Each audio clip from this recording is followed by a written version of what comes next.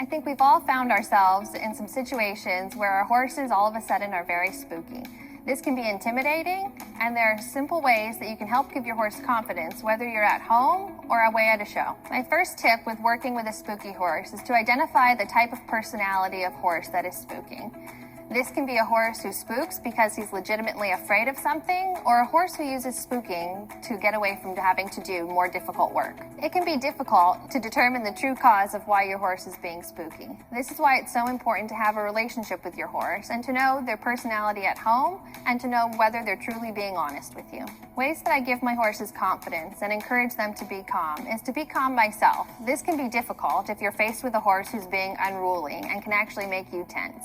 It's important to remember to breathe and also to focus on your training. This will help distract you as the rider from your horse's naughty behavior. A main part of my program is using positive reinforcement in training. This is also applicable when your horse is spooking.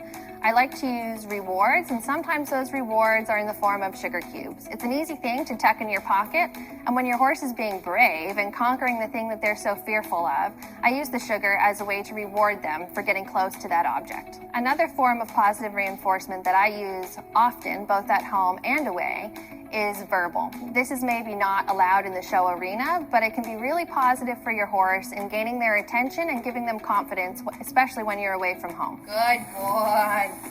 I'm here. Good job. Good. The main thing to remember when you're using your voice to calm your horse is it's not so much what you say, it's how you say it. The tone of your voice can communicate a lot to your horse. This, in combination with physical touch, petting the horse on the neck, can really give you the edge in the arena. If there's something specific that I know my horses are spooking at, it's important not to avoid these specific things, just so you don't get yourself into trouble. I will purposely set my horse up if he sees the thing he's afraid of, and you can create these situations at home.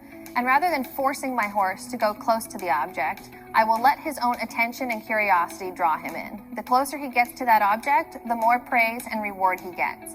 Thus, my horse is never forced to go fearfully toward an object that he's afraid of. Depending on how each individual horse spooks, it changes the way that I handle that spook. Certain horses will bolt away from what they're fearful of, and so I might use something like a small circle to gain control and to still maintain my ride.